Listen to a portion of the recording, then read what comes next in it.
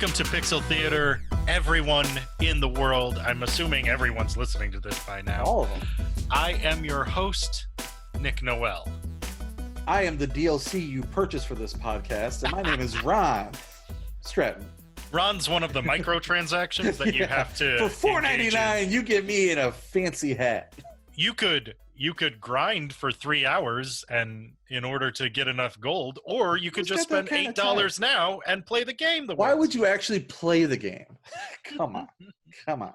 Oh, goodness. Okay. How you doing?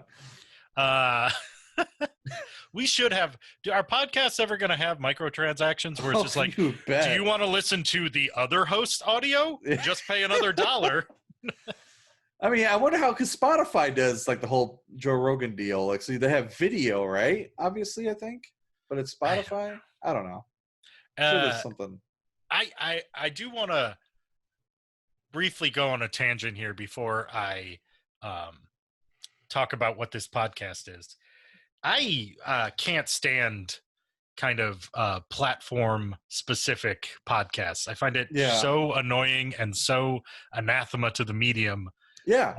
And I hate that that's the way it's going. Defiance of it. That's the road it's going down. Once you got $200 million deals for a platform, like it's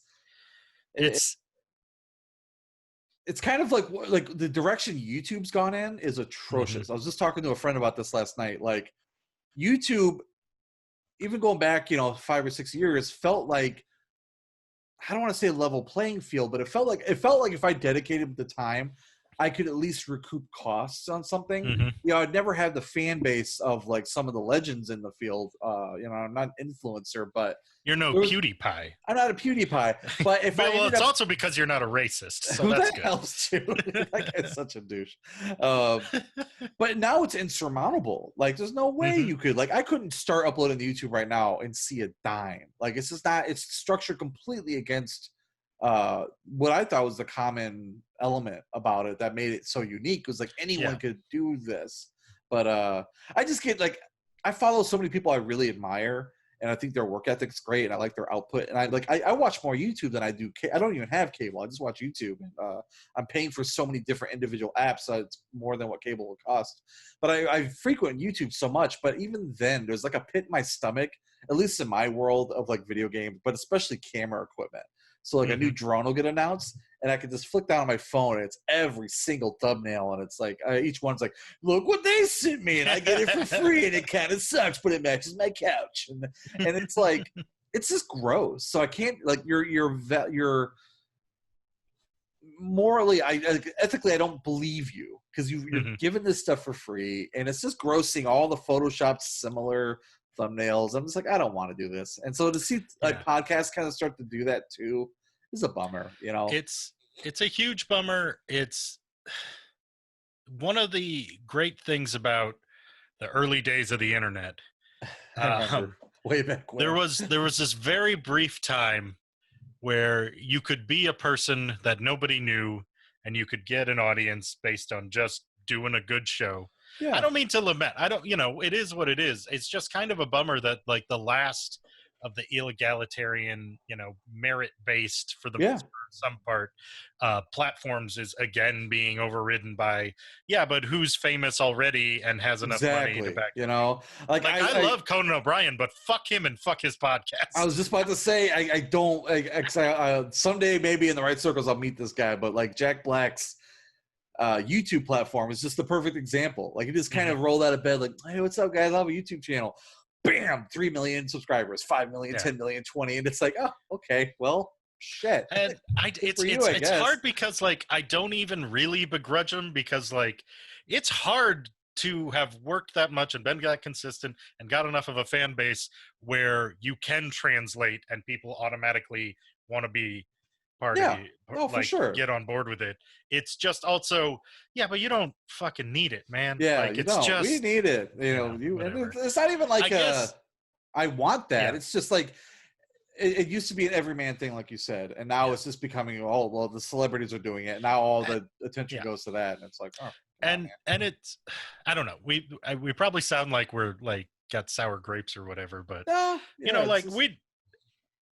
we have other jobs. We do other stuff. Yeah. It's not like I'm banking on being a YouTube star. It's just kind of a bummer that like it's like, what is the last medium where you can just build it up based on, but that's still kind of without having a gatekeeper. It's just it's like there was very minimal gatekeeping, and now the gatekeeping has become, so are you famous already? Yeah, are you famous already? Like, again, I'm not being like, it really is insurmountable to, like, I couldn't just start uploading to YouTube and accidentally become famous or accidentally make money.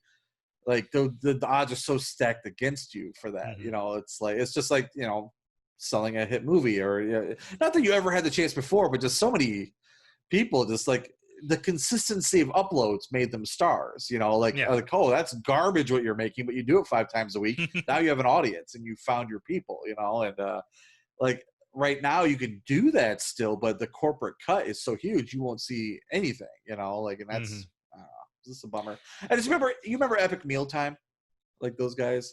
Vaguely. Like, like when they first started, they were all like, the guy was a school teacher, and like now they're just millionaires, but they were making like $50,000 an episode, and they did 3 episodes a week. And wow, you can't do that now. Anyway, this has been Old Man Shakes Fist at a Cloud. And we're going to move on to what our podcast is about. Welcome to Pixel Theater all over again. What is Pixel Theater, you may be asking? And I'm saying, I don't know. Why are you here if you don't know what this is? But that's fine. Hey, maybe you stumbled into an alleyway, picked up a random cell phone, and just hit play. If you did do that, you may want to search and see if somebody's been mugged. But Pixel Theater is a podcast, as I said. It is interested and dedicated to film adaptations of video games. And today we are continuing our duology of the Hitman franchise. I want them to run with that. Hitman with duology. Hitman Agent 47. You know why you're still alive? Because I chose not to kill you. But they will. It needed to have a tagline because there had already been a Hitman with starring Timothy Olyphant, and they just picked Hitman and then the Hitman's name. Yeah. So it could have been Hitman Mike, but it's not, because one that's more not old his man name. rant. I bet you the screenwriter like instantly like $200,000, like at minimum. I'm sure he got paid more than that. It's just. I mean, this is something, because we've talked about this movie and this franchise relatively recently. Not this movie, but a similar movie. Well, I do want to talk about the name. Hitman Agent 47 is annoying for 2 reasons. Okay. One, the structure of the movie, in that the main character is postulated as the bad guy for about the first third of it. And then 2, it doesn't make any sense if you don't know that there's a Hitman series. Like, Hitman Agent 47 makes it sound like there's another Hitman movie. It's like Leonard Part 6. Was like, with less creepy Bill Cosby. So anyway, let's get into our first segment. Everybody, we're going to go to our feature presentation.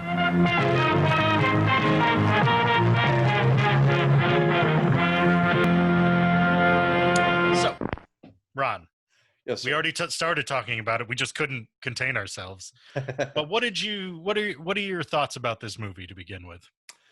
So what is this, like 8 years after the last one? Yeah. Am I pronouncing it right? Rupert Friend?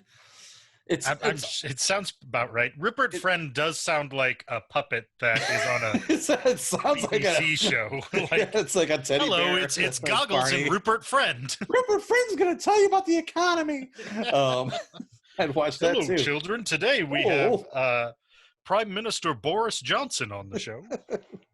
I don't know why Rupert Friend doesn't have a British accent, but whatever. He's such a mystery. It's almost the polar opposite, where I was really kind of, I don't want to say put off. I just didn't like looking at this guy, and it feels mean to say that. He just does not. I can see. He didn't have, like, whereas Timothy Olyphant had presence, may have not been right for the character. This guy might have been right for the character, but it was almost a little too far. I think he did the good nondescript, like Robert Patrick as T-1000 kind of acting.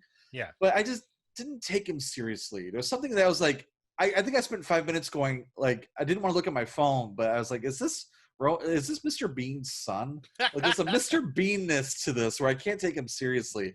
And he's portrayed so sinisterly, like you might think he's the bad guy at the beginning, that just didn't help. A couple of times I was like, you're not, are you Mr. Bean? Like, I just couldn't, like, there's something about that was, you know, I think I know what you mean. And let me ask this. He isn't a man that should be bald.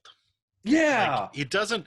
No, for some reason, like Timothy Olyphant could, for the most part, make it work because of the shape of his head. Yeah. But this guy's like, his cheekbones are too high. Yeah. So his face, when his head is shaved, his face looks like a triangle. Yeah. And it's very distracting. It was. It's not his fault. Not his fault at all. And he's a very handsome man. It's just, it doesn't lend itself well to being bald, and it takes a little getting used to. Yeah. So right away, like, at least Timothy Olyphant, like, oh, he looks like that game character. This guy, it's like, oh, he's a bald guy. Okay. You know, and so again, you'd have to tell me because I'm not as familiar with the game franchise. This one seemed to try to instill more of the lore. Did it? Is that, am I reading that wrong?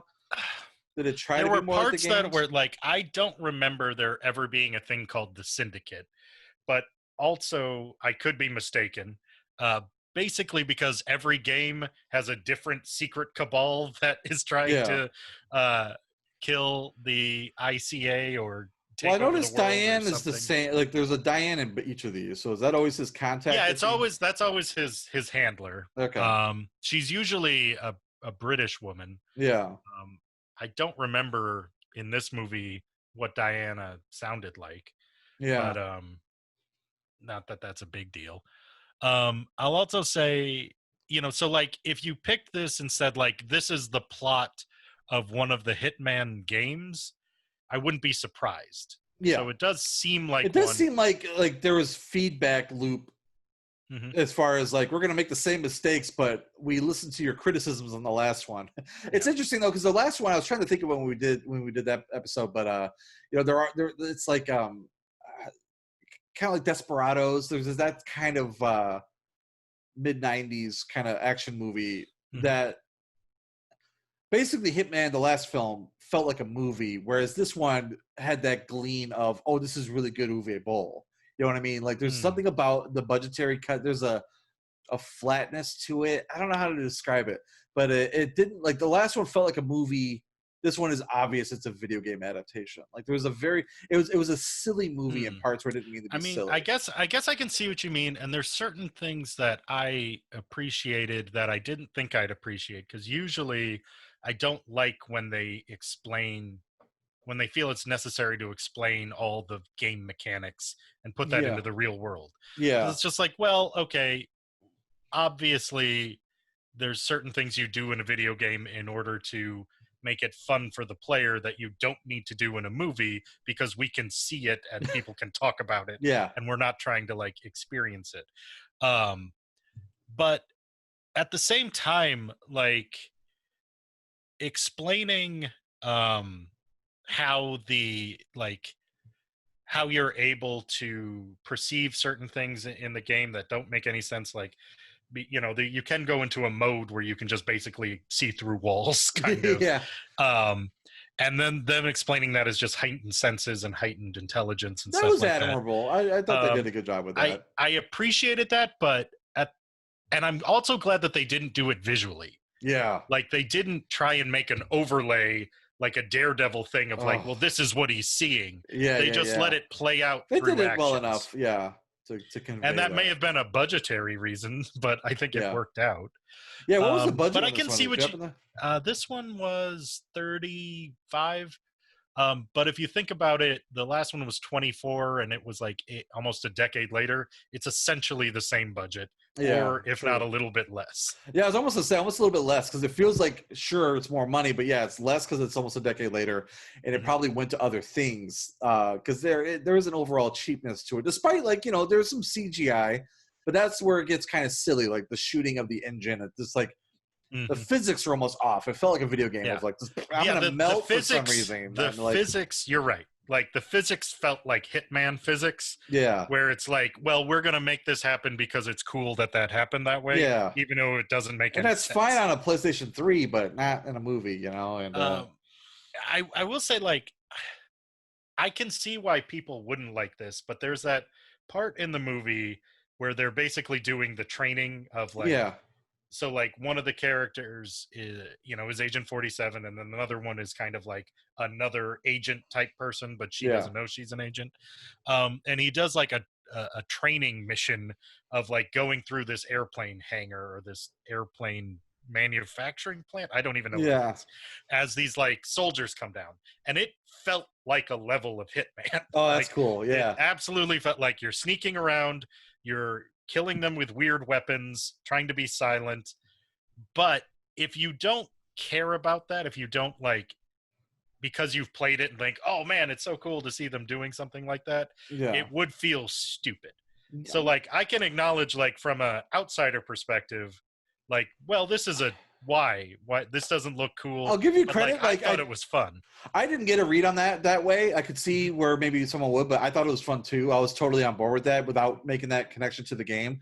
What I thought was silly were just those moments of like, I knew I'd make you mad talking about the tattoo of your family, and you put a bullet in the sniper rifle for some reason, even though you're a cop and this is a professional. Okay. Yeah. And then I will hit this table and it'll go in slow motion. Like all of that, I was just rolling my eyes. Like, I agree. Like, that shit doesn't even happen in Hitman. Yeah, Hitman. Like, that the game kind of like specific stuff. Like, I mean, there are a lot of like, it doesn't make sense that this would happen, like, in the game. Like, why aren't more alarms raised? Or when there are alarms, why are they shut off so quickly? Or like, why is just putting on a different suit make you automatically not able to be recognized anymore? I love that about this, because he looks and a barcode across the back of your skull. Giant barcode. He just puts on like a soldier's hat, and the guy's like, "Oh, there he is. Did you see the dude who was just here?" He's like, "Okay, wow."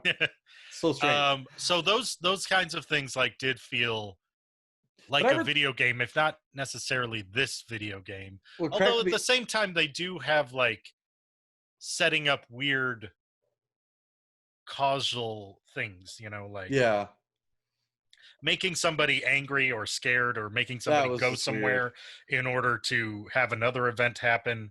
That happens in the game. I'm talking about the game too much. We need to get back to this movie. Well, I was just going to say, not to jump ahead, but it is part of the movie. But I ever tell you about the fire alarms in my building? I mean, I know you have them and that they go off at times. Like, all the time. What was hilarious is the exact same sound was the only alarm sound they used in this movie. Oh, and I felt so dumb because it happened. I paused it. And I was like, oh, I thought I heard that alarm. And I unpaused it and it happened. I was like, oh, it's in the movie. I felt really stupid. But, I mean, I will say, like, something I like about the movie is actually something that I just complained about. But I do like that they set it up to be a kind of twist, where it seems like the protagonist is the antagonist. Zachary Quinto is going to be the good guy. Although if you want a good guy, you don't usually hire Zachary Quinto. I know. But, whatever.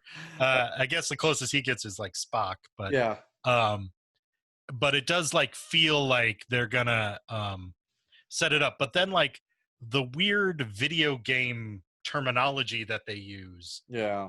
And like I said, the title destroys that, because if you know that that's Agent 47, and you know that he's an agent, like you don't name the movie after the bad guy, especially not the first one.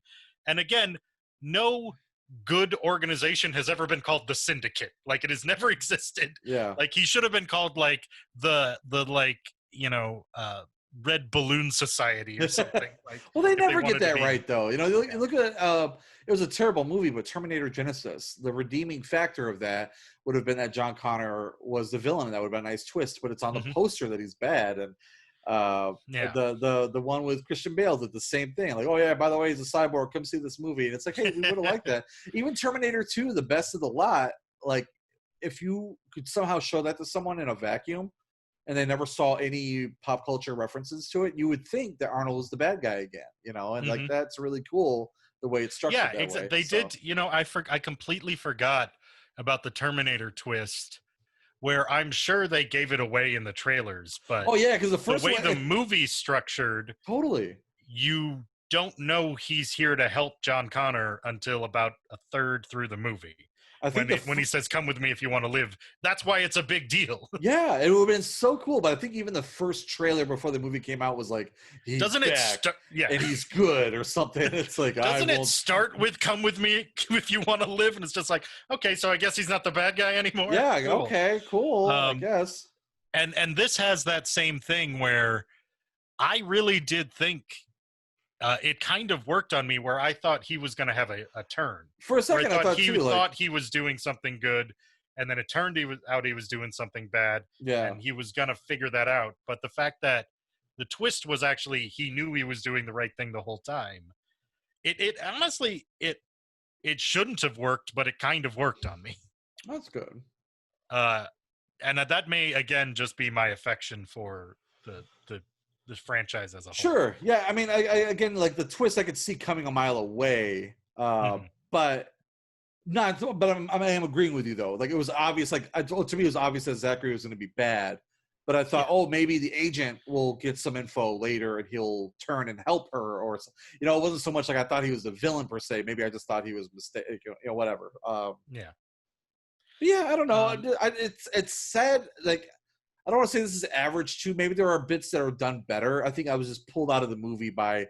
It's funny in the last one. It was so egregious the cameo that happened. Like I think that was more insulting than just kind of bad. Do you mean the video game cameo? The video game cameo where the kids are playing the game. Like it was that put a screeching halt on believability. I mean, it's really just.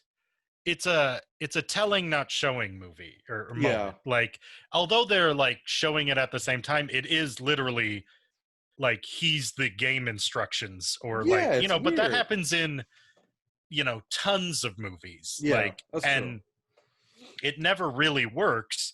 But sometimes economy of time, you need to just explain something really quickly. Yeah, and that's the quickest way to do it. My point of bringing that up again was just like this movie never did anything like that.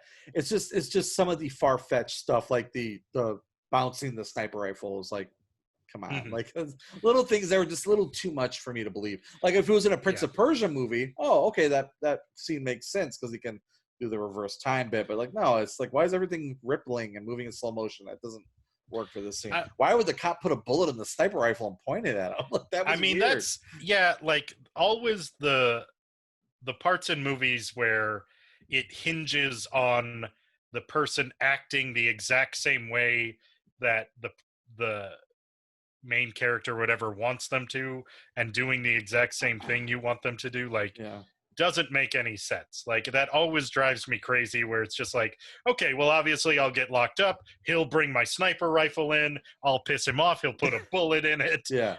Definitely that's how that's going to happen. Like, and I love The Dark Knight, but the Joker is really convinced he'd get his one phone call, like it's just the whole plan would have fallen apart if he didn't get that phone call. That's true. And I got to tell you, man, like,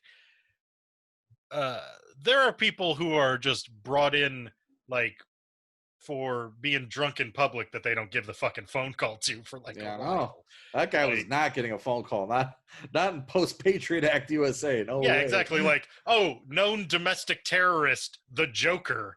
Yeah, I guess we should give him his fucking phone call. Are you kidding me? Like, no, he's not getting it. No.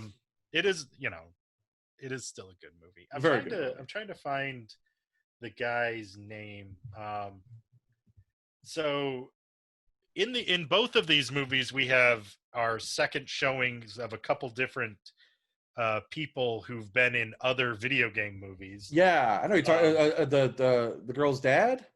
Yeah. So in the previous one, Olga Lietko, we still don't know how to pronounce it. I'm sorry. She was in Max Payne as Mila Kunis's sister. Yeah, that's right.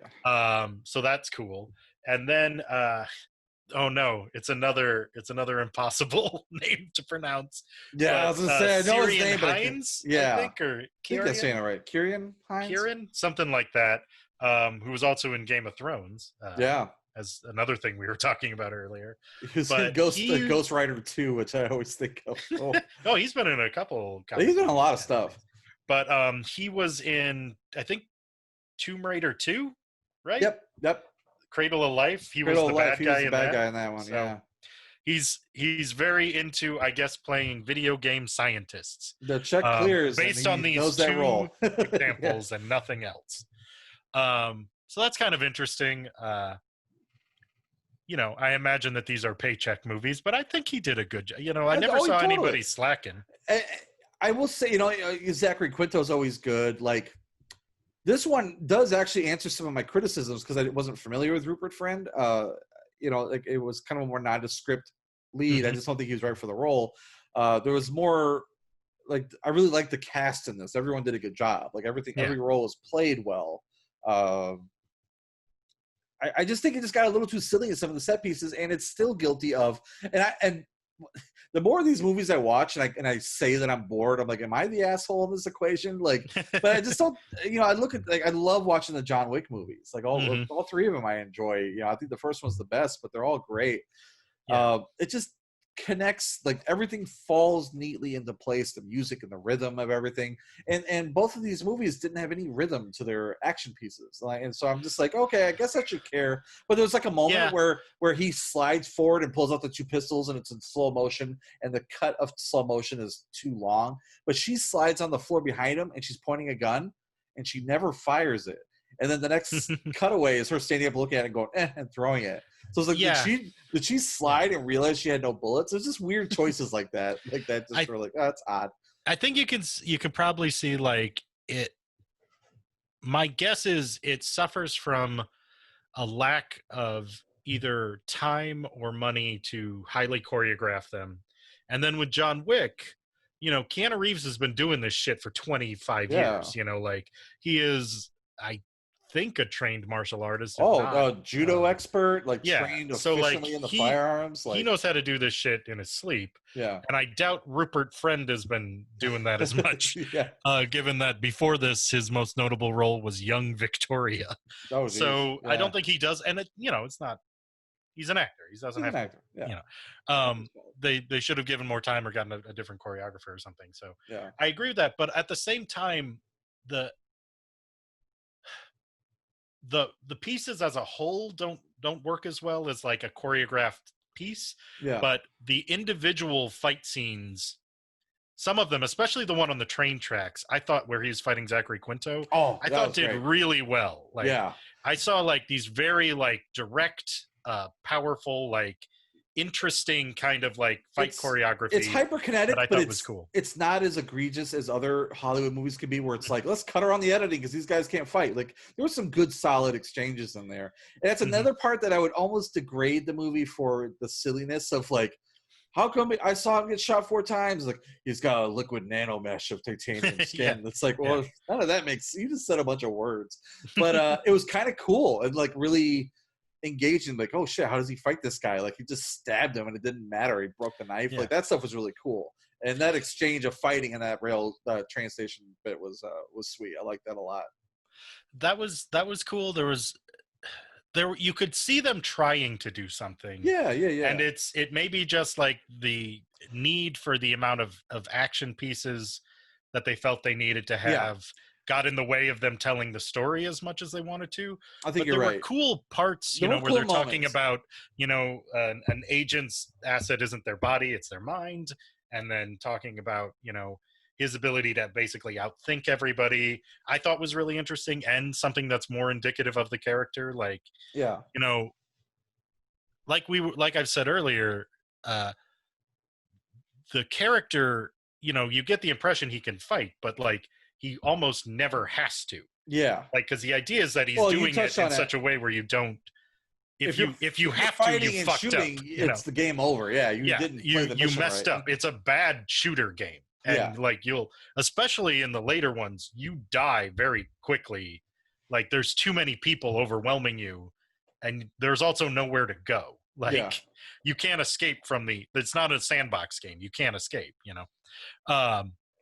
So but also like like they did these kind of callbacks, where and it does feel forced at times, but I appreciate them trying, where Dan Bacadal, who's the security agent or the agent at the U.S. Embassy, when 47 says, "Do you love your children? Would you die for them?" That seems like he's again being a bad guy and killing Dan Bacadal. Yeah, he probably doesn't actually kill him, because it comes around at the end where I don't remember his name, but I'm Kieran Hines. Blows himself up in order to save 47 and his daughter. Katya, something like that. Yeah. Who's ostensibly his son and daughter. Yeah. So I appreciate that. It may come across as a little cheesy, but I've watched enough of these fucking video game movies that that is fucking Shakespeare. That is compared to what we've seen. Yeah, the sentimentality there is cool. That's a nice. In these level of movies, you don't get that kind of callback to. And to moments like that. So. And something you talked about Terminator, and I'm just realizing how kind of similar this is in structure in some respects. Like, I mean, not exactly. It'd be if the T800. What's some semantics here? That's crazy. What's Arnold Schwarzenegger's So he's a T800, but then there's the Series 101, which is the one he is in the second one, and then there's Robert Patrick, right? He's the T1000. T1000. Yeah. So it would be as if the T800 was teaching the T1000 how to be a Terminator. Yeah, that's cool. Yeah, that's kind of the thing they're setting up. I thought was kind of interesting. I really appreciated, like, more than I thought I would, and even more in reflection, that they have these two sexy main characters and their brother and sister. Like, they are not in any way going to have a romantic relationship. Well, it fits the character more than what you were touching on in the last one. He doesn't need a love interest, and this one's great because it's the familial bond. Like, that's not the point of it. That's just it's a sister, and that's kind of refreshing for this type of movie to have that. This type of movie, that shit never happens. They never have a familial bond between the two main characters. And also, the woman is never better. Yeah. And in this one, like, both of those things are happening. And that's great. There is that's no really sexual refreshing. tension or chemistry. Let's say it's sad, but there is a deep emotional connection, or at least theoretically. I loved Olga in the last one. It was her only character's reason was to be the sexual interest, to be the girlfriend in that. To be the damsel in distress, which I don't know. I'm just kind of bored with. It's a trope. Modern days doesn't. It's refreshing. It's cool that she was the next generation of that. Of Hitman. Like, to the point where, I don't think it was a good enough movie where I'm, like, so disappointed that there's not going to probably be a sequel. But it'd be nice to follow up with her. Yeah. Oh, totally. I'm a little bummed. I mean, it doesn't follow the game, like, really, but it's closer to the game than the first one. Yeah. It leads off, they expected to make a follow-up, and you see that Zach is not dead, and the clone show, like, there's some cool stuff that it, like, oh, I want to see what happens next. Oh shit, I won't. And that's kind of sad. I'm trying to think. It was similar to the reboot of Tomb Raider, where I'm like, this isn't that great a movie, but I'd really love to see what happens next, and we're just probably not going to. Yeah, sadly. Similar to that, where I'm just like, I don't know, but they're setting something up that I'd like to see happen, but it's just not good enough. And I think it's, I'm trying to think of, like, the Transporter, or, like you were saying, John Wick, where the translation of the action into almost a physical a manifestation of who that character is. Yeah. And that's something that Jason Statham and Keanu Reeves, as some of the greatest physical actors on the planet, they don't get enough credit for it, because that shit is hard. But because it's not going to win you an Oscar, people don't think it is. Yeah. God, Jason Statham's like an Olympic level swimmer or something crazy. Like, exactly. Like, they're both incredible athletes. They are in their 50s. They are in better shape than I will ever be in my entire life. And they also know how to use the method of filmmaking and their own physicality in order to project who this character is through an action movie, like, so you feel like John Wick when he's killing people, he isn't just like this. It's a moment of acting. It's not just a moment to like take a break and just be able to shoot people like you get with like a Schwarzenegger or something like that. Sure. So yeah, I really do. I appreciated that about this movie. It still it still suffers from the first one, which is the action goes on too long and it's boring sometimes. It's the thing. It's like I like this movie better in a lot of ways than the last one, but there is still that kind of like, it's almost like shot on film and like polish in the last one, where this one there's more of a sheen, more of a digital look to it. Mm-hmm. And I'm getting way too caught up in the aesthetic, really. But it just was like, it's guilty of the same problems of just kind of like, why was I not as engaged in the action pieces? Like, it almost felt like this just isn't my brand of music. Maybe it does work, for people, like, because my God, like at one point she's like flying a helicopter in and blowing up everything in this building, and I'm like, I just want to see what's happening next to the story. Like, like I wasn't caring about the part where you're supposed to eat popcorn and be excited, and I don't know. It is also like, so it's not. I'm trying to think. They're trying to position 47 as this like mastermind, kind of like able to sense his entire surroundings, able to plan how everybody's going to react, and able to build something in order to execute that plan, which is also how the game works. But the game works that way because you can play it 1,000 times and people don't change the NPCs don't change their patterns. Yeah, so right. You can plan it that way, but obviously from what the game is trying to impose is that that's what the character can do, and so the ending kind of makes sense when you view it as that character, but at the same time they don't give you the payoff that you get in like Ocean's 11, which is kind of a heisty version of that, where you don't get to see the pieces come together, they just do, and you kind of have to pretend nice little like bow it was on it, and like, oh, of course, that's how that was supposed to go. Is there anything else you want to talk about with this movie? No. Okay. I agree with you. I'm bummed because the last one didn't really feel like it warranted getting a follow-up at all. Mm-hmm. And this one actually kind of feels like, I would have liked to have seen where they go with this. I would like to see her train more and become better. And because a thing we didn't mention is they bring in the whole clone aspect that is kind of the backbone, or not the backbone, but like the impetus for the first Hitman, that he's like this clone program, and he's, this perfect weapon, and that's where this one ends of he meets another version of himself. And that's cool. It's like, oh shit, there's two of them now. Like, oh, they're going to fight. Mm-hmm. Oh, the credits are playing over it. Yeah. Damn it. That's a good tease if we could have gotten a follow-up, but c'est la vie. Well, so let's talk about the game. It's going to go into the arcade now.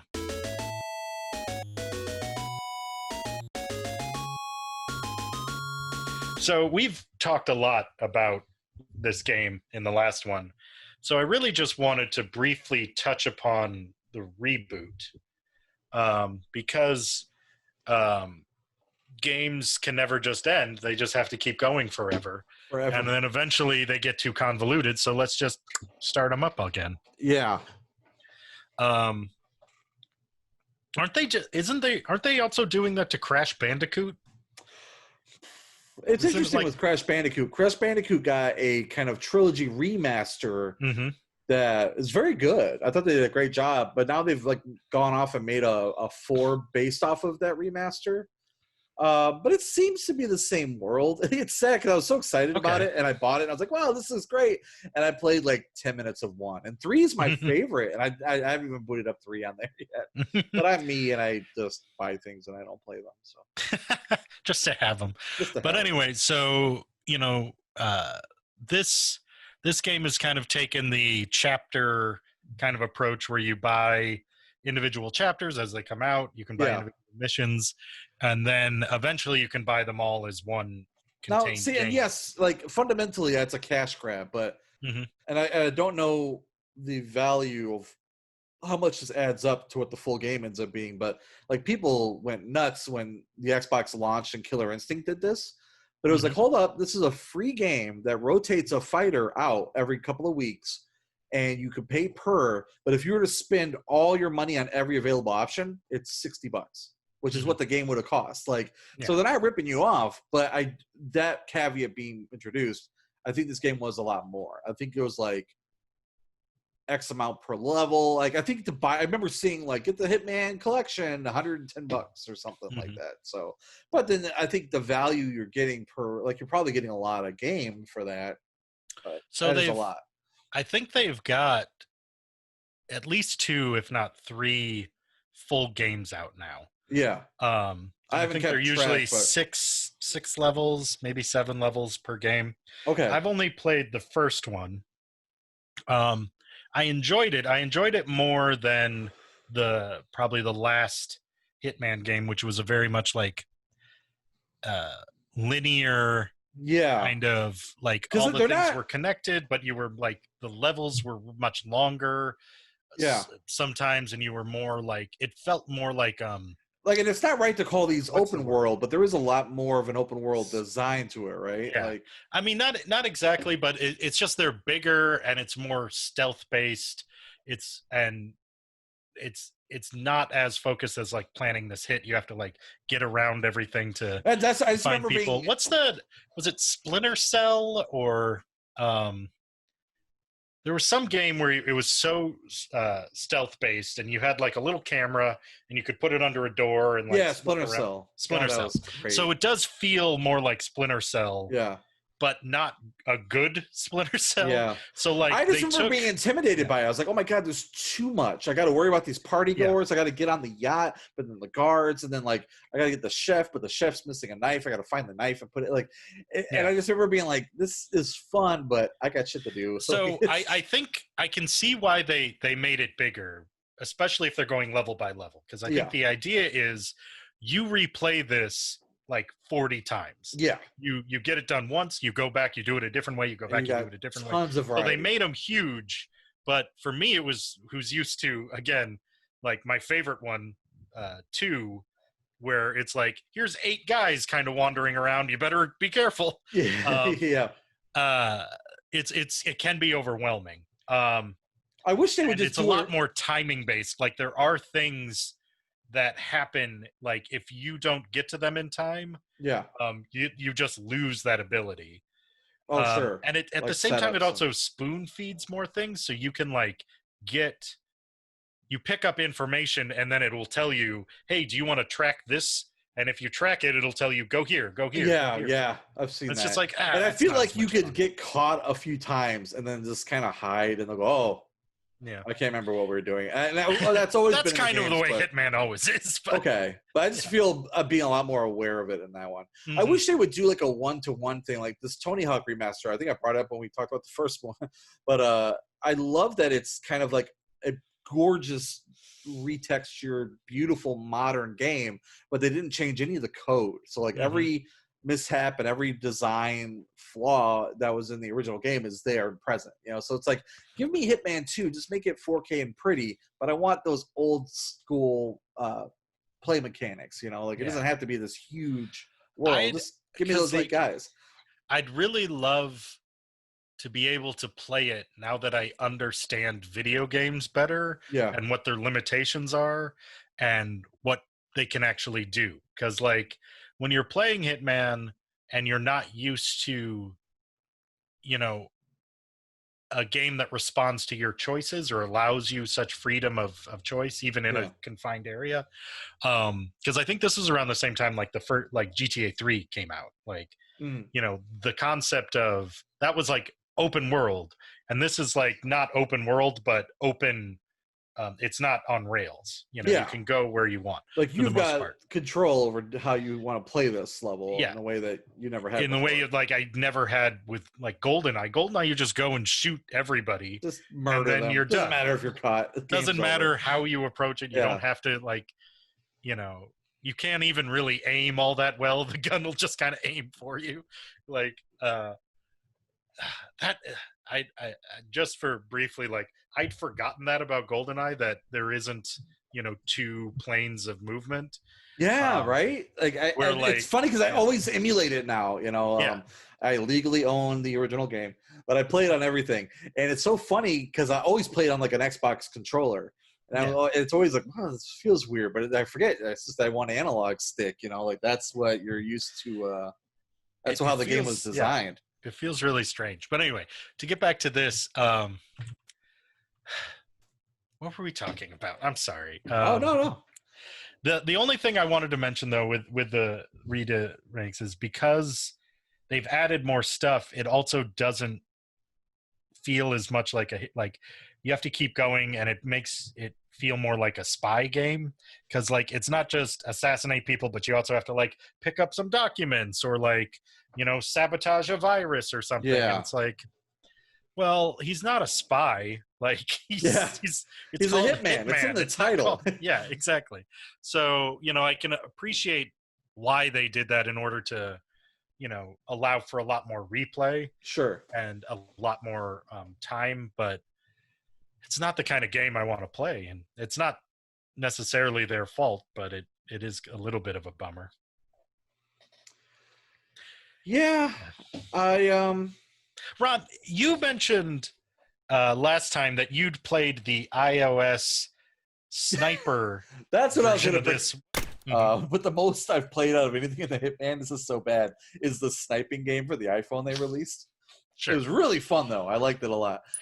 What is that? Because I know there's also like a PSP, I want to say, like... There's a couple PSP levels that I've never played. Yeah, that... But what's the sniper thing? It was whatever was game at the time that they kind of did like a dwarfed version of. The sniper thing came out right around the first mission. The first reboot came out. They just kind of dropped this free game on iOS, so I think you can still get it. I was addicted to it. So it's basically this really high textured model, like it looked like you did in the Xbox game at the time. Kind of approaches a rooftop and pulls out the sniper rifle, and then the whole game just takes place through the scope. And you'll have like one target, and he'll be in a hot tub. And so you can just shoot him in the face and you're done. But that same level would just start populating with more challenges. And like, get the 3 guys sitting on the couch, do this, don't get caught, knock out the power, do this. And it was just this mansion smorgasbord of like what you could do. And it was like, can I kill every target, but make every single one look like an accident? So you could shoot the power cord to the jacuzzi that would start fraying and kill the guy in the water, and then you can shoot the air conditioner and cause a fire in this room, and you got better guns. And like during Christmas there was a Santa update, so we had a little Santa hat on. But it was really fun. It was cool. And then the next they did 2 iOS games. The next one was part of the Go series, but it was like legit puzzle games at that point. But it was really interesting how well he translated to it. I think I don't remember if Hitman was first or if Tomb Raider was first, but it was an Eidos thing. And both games were like a little piece on a puzzle board. So you'd be a little Hitman figure and you'd move. Oh, yeah. Knock out the guards and stuff. But it was a good translation of the gameplay. Like all right, I got to get this target, but I got to look out for the guards. But it was a very chess version of the game that was fun. So it's funny. I've played both those iOS ones way more than any of the main games. And I've always been a fan of the series. It's so weird that it never latched on for me. It's not even latched on like it didn't gel. It was just like, oh, this is out. Like you mentioned, Grand Theft Auto 3 was out at the same time as like the earlier ones. And I was just playing too much Grand Theft Auto to appreciate it. I can't remember if we talked about this. Were you in a household where you got a lot of games? I was in a household where I was very lucky to always have a console. Like we went to Louisiana, so like for my birthday I got a Game Boy, and then my friend was always over, and I never had my own game gear, but I always played his. But then I got like a Sega Nomad, stuff like that. And it's kind of cool. My parents were like savants in like steering me the right way. Like I really wanted the Atari Jaguar, and like, you're not getting that, you're gonna get this. Like I really wanted the Sega Saturn, like, just get the PlayStation. Like shit like that would happen. So I'd always end up getting the systems either through them being nice, but it was always a birthday or Christmas thing. And the caveat was I never got games. A game was a special thing I got for like Christmas. So I'd play the one game like all year long. Okay. Yeah. Okay. So yeah, that was pretty similar. I rarely had that many many games. Yeah, so that, I make up for it now. I'm 38 years old, and I'm like, I have to buy every fucking game because 10-year-old Ron didn't get shit, and it's bad. But that's where I'm at. Yeah, I think it was because like I had a PlayStation 2, and basically I had Grand Theft Auto 4 and Silent Assassin, and that was it. Yeah. And so I just played those for like a decade. I don't know, like forever. Sure. Okay. So that's gonna wrap up this segment. It's so like, you know how awkward it is for us to begin and end this? Now we have to do that 4 times because we have all these segments now. Okay, so let's go into our another segment, talk about room for improvement. Where we discuss what could have been changed about this movie. So I don't know. I feel like we could just copy and paste the thing we said about the last one. I was trying not to do that, but it's got a lot of the same fixes in mind. You know, I think just having an unknown, like, intimidating guy would have worked as our agent. I would have liked him to be aged up a little bit. Aged up for sure. But I can see why, if you're having the sister connection, and because Hollywood is sexist, she obviously has to be a young woman. Yeah. You'd want to have a younger actor. So I guess I can understand that, but it again doesn't fit the character as well. Yeah. At least how they are portrayed in the games. Just to differentiate from what I said on the last one, I almost wonder if I'd like to see a TV show Hitman. If that would, there's nothing about it that needs to be a film, I guess. I'm trying to what's an analog? Hannah, okay, I could see that. Yeah, you know, like, because I feel like there is some kind of show that has a amoral protagonist, and I'm trying to think of what that would be. Yeah, I was gonna say Into the Badlands, but he's not amoral, right? He's just wasn't the only thing he really has is he was kind of an assassin. So. Yeah. I was going to say there's Dexter, but that's kind of an extreme the other way. You know what? Although at the same time, probably the closest that we're going to get would be Dexter. Like an amoral character with an imposed code. Yeah. Because like you'd follow him doing hits in a way that like why are you rooting for this guy? He was essentially doing hits. Yeah, that's true. Like very elaborately complicated, planned out hits. He even like knocked people out with a syringe. Oh, yeah, no, you nailed it. It's Dexter. It. It is so Dexter. That's not great. But, yeah. And then also he married his sister. So my God, they would have taken this into a dark turn. I'm so glad they're doing a take 2 on the series finale for that. I hope I am. We'll find out. I mean, let me put it this way. The guys who gave you the first one are doing it again, so why would you trust them? But we I guess realized they know you what didn't they like screwed that. up. Yeah, maybe. No lumberjacks. But I do think it's interesting, and a kinder me would be happy that we're in an area where people get to finish stories, or even just like, hey, that didn't work. Can we take it too? I've never been a person who ever wrote #Snyder Cut on the internet. You know, I am, however. Although at the same time, the fucking pandemic's happening. Like, just let me see it. But that's what I'm saying. I got nothing else to do. I'm thrilled that we live in a world where that's an easy thing. You know, not that long ago, that would have been impossible to realize something like that. Now we have a streaming platform. It's like, give the guy 30 million, let him try again. You know, like that's really cool to me, and I hope that means like. And it goes back to what I was complaining about with Rogue One. It's like, I want to see Gareth Edwards' original take, because I bet you it was way better, but it didn't fit with Disney's mold that they had, you know? Yeah. But, like, especially with sci-fi movies that deal in so many and Marvel universes where, like, it's a built-in multiverse. Yeah. Like, you can easily justify any recuts by, like, it's just a parallel universe. Yeah. And just, like, you could do different infinite timelines. permutations. Yeah. And, like, I think I would be on board with at least 3 different cuts of any of these movies. And just, like, that's Earth 42. That's, perfect, yeah. That's Dimension X. And we'll just go with it and just add in a bunch of different shit. Yeah. Because, like, especially when we can't film movies, but we have so much shit on the cutting room floor. Yeah. Like, let's just do another one. Whatever. Like, it'd be fun. I want this to be if a movie's sitting on the shelf right now and it comes out with bad CG, shame on them. Like, this is the time. I know everyone's social distancing, but man, if I had a movie that got like shit canned because of this, I would tweak the hell out of it. Like do good CG, do this, do that, fix this scene, like use the time to improve. But I hope this kind of break that we're getting is getting either creative juices flowing and we'll have better movies than we've ever had, or yeah, Ron, I don't know. You are the optimist of our group, I think. And I keep having to tell you that's not going to happen. They're not going to spend more money. What are you talking about? No one's going to learn from this. But I'm sorry, Dexter's going to be great. No, it's not. It's not going to be great. That Snyder Cut's going to fix all those problems. I still haven't seen Justice League, though. It's so funny to me. I just totally dodged that bullet. You should. You should watch it, and we should talk about it, because I'm so desperate to hear what you have to say about it. Yeah. The only thing, though, is to go back to their remaking stuff, and I know we're supposed to be talking about Hitman, but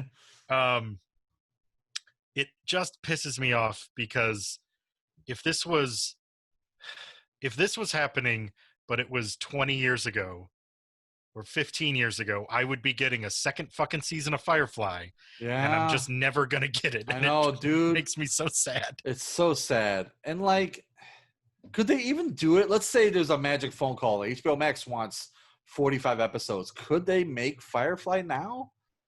I mean, I'd be willing to support it, but no, because Joss Whedon. Yeah. I don't think I could get on. I wouldn't want to get on board because he's such a piece of shit now. But,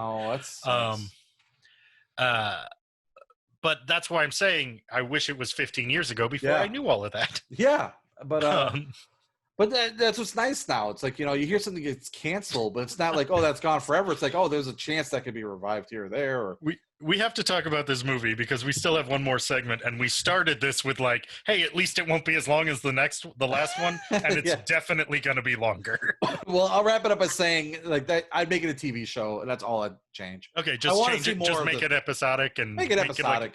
I could get behind this as a weird sci-fi show, like something like you got Killjoy Killjoy style, Orphan Black, like Orphan Black. What's the? I mean, Orphan Black in that it's basically Orphan Black but with more murders. Yeah. But there was another. What? Winona Earp. There's like a lot of like kind of culty sci-fi shows that are kind of under the radar that I think this could. I could see that. I could agree with that. Especially because they have a better bad guy. Like, unlike the last one where it's just like a nothing bad guy, like who cared?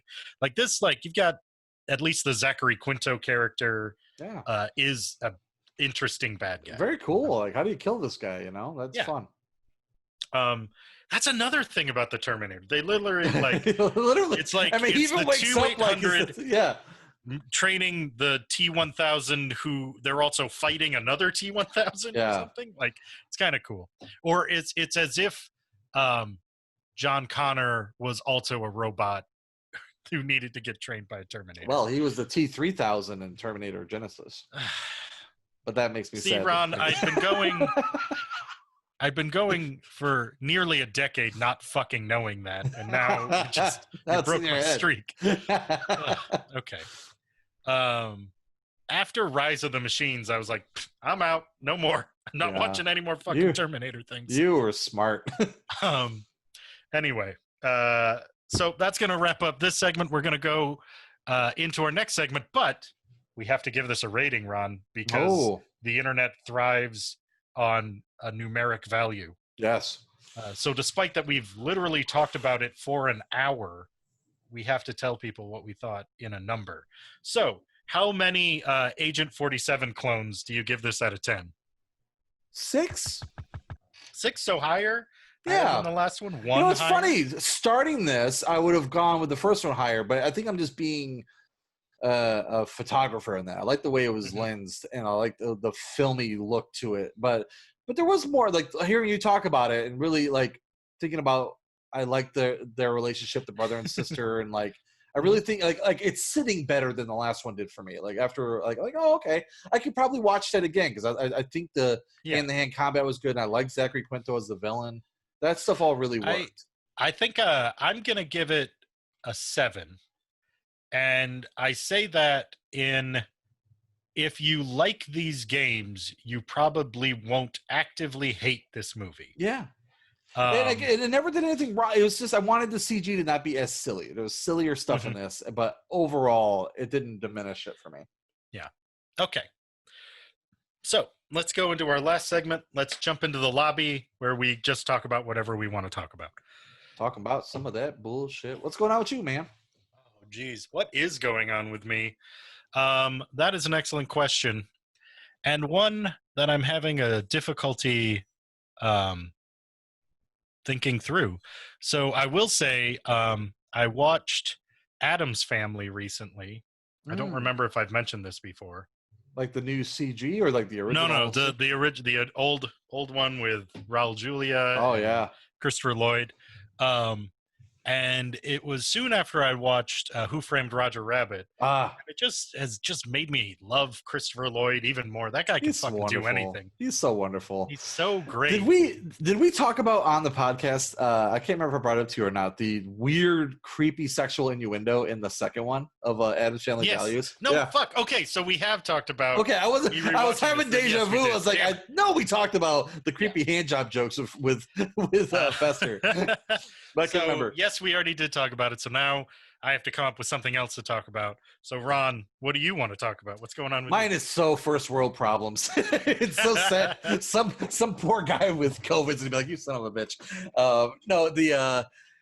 So when this drops, I will either just be getting or I'm about to get like the PS5 and the Xbox. And that goes off what we were saying earlier. Jesus. Like, okay, I have to buy every system, man. It's bad. I don't know what it is, but I don't have the self-control to just comfortably say, I'm going with PS5 this generation, and that's that. And you're wrong for getting the Xbox. I'm like, buy both. I don't understand. What's your problem?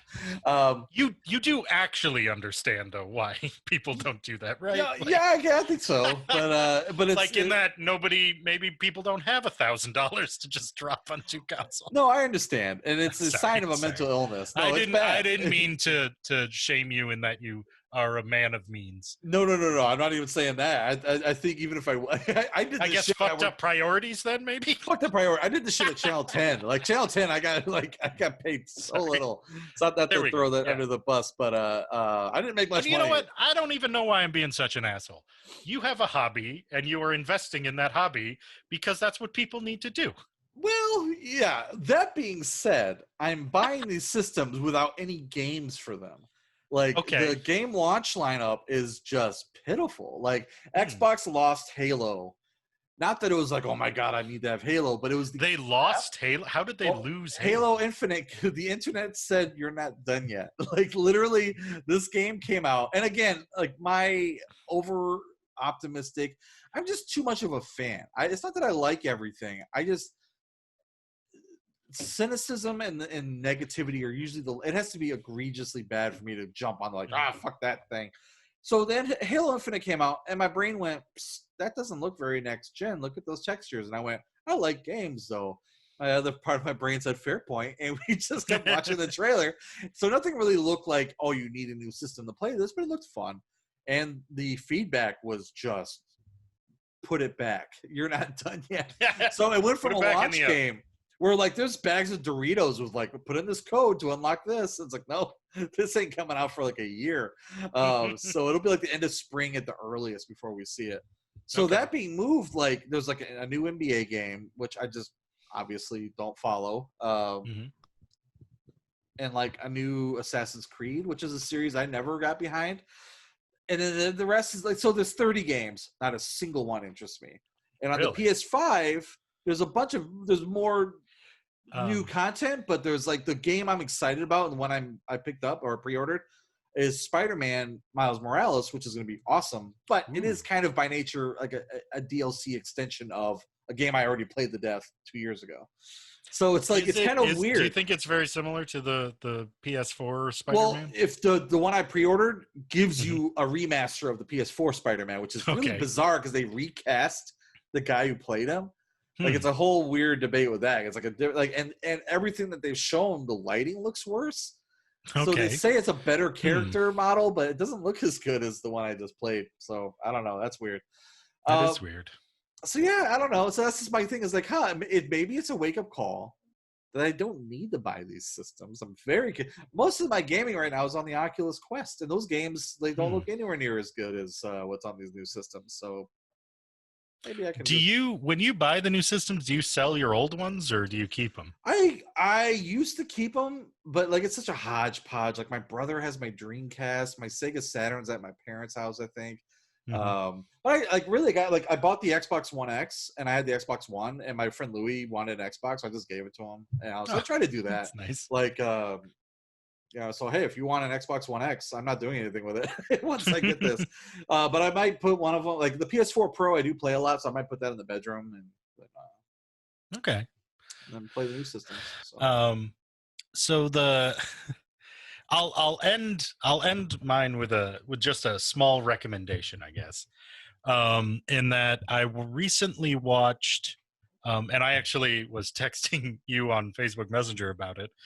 So I recently watched the Rift Tracks version of Birdemic, and goddamn if that's not just a solid hour 47 minutes of hilarity. Like, I'm right there with you. That dog shit movie. Watchable. So I'd only ever watched that version, and then at one point I was telling a friend about it. We watched the movie together, and I thought, oh, okay, well, we should just watch the movie, which is such a stupid mistake. It's a mistake. Yeah, Rift Tracks is so improves that experience. But I just kind of thought, maybe we'll make our own jokes, and no, it didn't work. But, it is.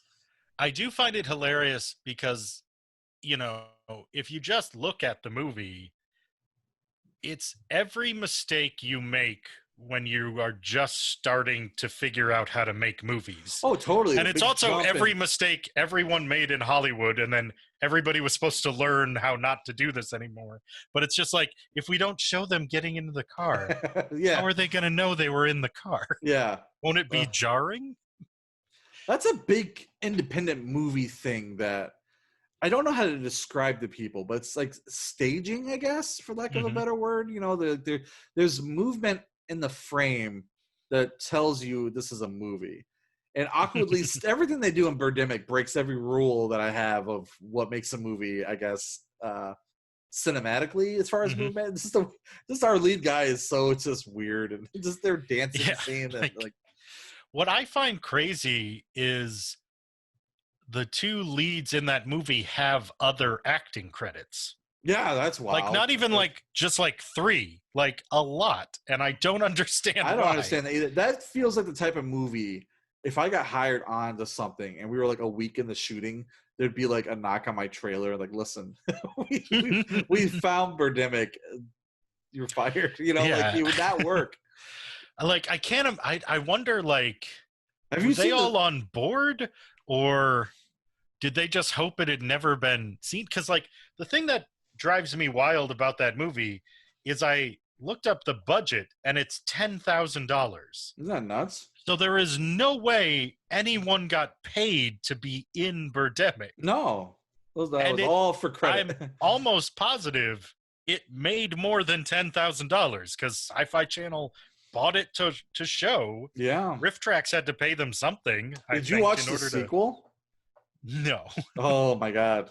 So that one is guilty of like almost the Samurai Cop nature of like, it's now self-aware that it's a joke. So it's trying to lead into the joke. I don't remember much else about it. Oh, Samurai Cop. Sorry. I transposed Wolf Cop.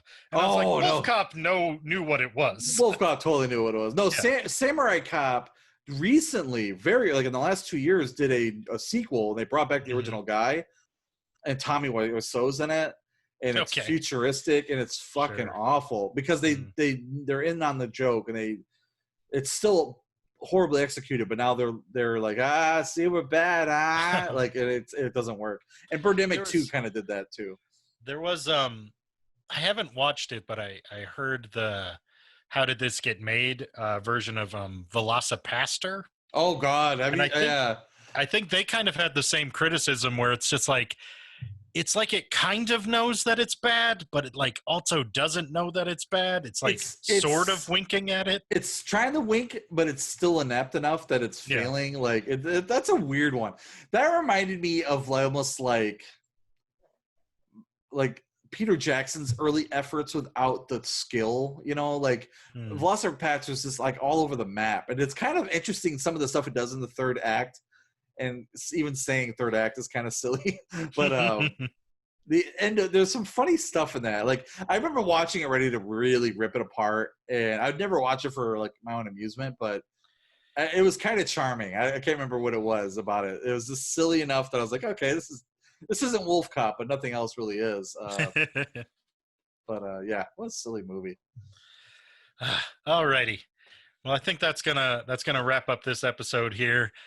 It is somehow longer than the first Hitman. That's so funny. I was going into this. I was 10, like, 15 minutes. I don't know what we're going to talk about in the second one. It's so redundant, but it turned out what we were going to talk about was Spider-Man. So Star Wars for a bit. Yeah. Star Wars. Okay, everybody. We want to thank you all for listening. You know, go rate, review. Subscribe at your favorite podcasting locations. I think we're on most of the major ones. You can find us on Twitter. We are at pixel_theater_. I will forever be lamenting that that's what the Twitter handle I chose was. We're also on Facebook. You can join us there. And you know, to see what kind of fun stuff, and you can ask around questions like, how big is your beard?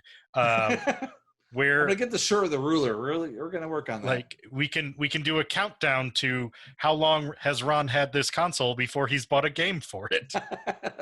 We're looking at 4 months probably. Well, Cyberpunk comes out in November, but that becomes my like chagrin. Like that's going to be on PC and everything. Like ironically, I'm probably just going to buy the PC version and not even get it for the new console. So it's really, Ron, maybe I saved $1,000. I don't want to get too personal, but do you have like a retirement account that maybe you should be contributing to? This pandemic is kind of what I was expecting. We got meteors on the way and global warming. Shit. All right, everybody. Thank you for listening. Be safe. Have fun. Be careful. We love you. All right, love you.